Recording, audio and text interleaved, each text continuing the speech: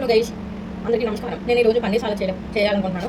So ముందుగా నేను పన్నీర్ ఒక బౌల్ తీసుకున్నాను. దాన్ని ఫుల్గా వాష్ చేసుకొని దాని చుట్టూ ఉన్న నీళ్ళు శుభ్రంగా పిండించుకొని మనం ఒక ప్లేట్లో తీసుకోవాలి. నేను శుభ్రంగా ఈ విధంగా పిండేస్తాను. పిండేసిన తర్వాత ఒక ప్లేట్లోకి తీసుకుంటున్నాను. సేమ్ అన్ని పన్నీర్ పీసెస్ సేమ్ అదే ప్రాసెస్ శుభ్రంగా వాష్ చేసుకొని ఒక ప్లేట్లో తీసుకోవాలి. ఇప్పుడు పన్నీర్ వాష్ చేసి ఒక బౌల్లో ఇలా తీసుకున్నాను. ఇప్పుడు నేను ఇందులోకి ఒక స్పూన్ పెరుగు వేసుకుంటున్నాను.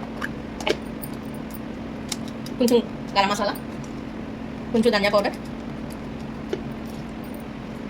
కొంచెం జీలకర్ర powder, half spoon salt, half spoon కారం. ఇప్పుడు పన్నీర్ మొత్తం కలిసినట్టు మనం కలుపుకోవాలి. మొత్తం వేసిన ఇంగ్రీడియంట్స్ అన్ని కలిసినట్టు మనం కలుపుకోవాలి. కలుపుకున్నాక ఒక సైడ్ పెట్టుకోవాలి.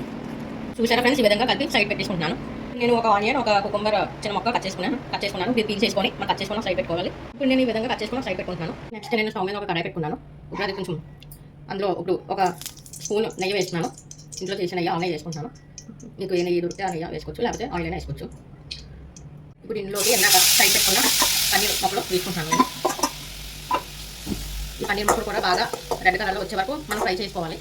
దీని మీద మూత పెట్టేసుకుంటే మనం కాసేపు ఫ్రై అయ్యాక కలుపుతూ ఉంటే అప్పుడు తీయాలి. ఇప్పుడు నేను మూత పెట్టేస్తున్నాను. ఒక 2 మినిట్స్ చూద్దాం. ఇప్పుడు ఈ పన్నీర్ మొక్కని మళ్ళీ ఒకసారి అన్ని ఇలా టర్న్ చేసుకోండి.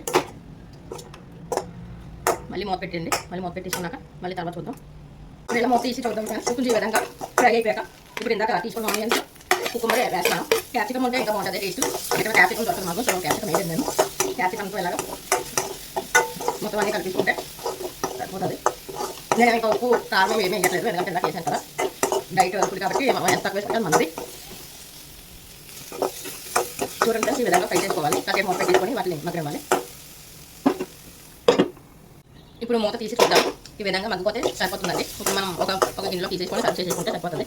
ఇది వెయిట్ లాస్ అవ్వాలనుకున్న వాళ్ళు చేయొచ్చు. చాలా ప్రోటీన్ ఫుడ్, మంచిది. ఇది నేను మార్నింగ్ టైం బ్రేక్ఫాస్ట్ లాగా తింటాను, లేకపోతే డిన్నర్ టైంలో అయినా మనం డైట్ చేసే వాళ్ళకి బాగా యూస్ అవుతుంది, తినచ్చు. So please like and subscribe and share it friends. Thank you for watching video.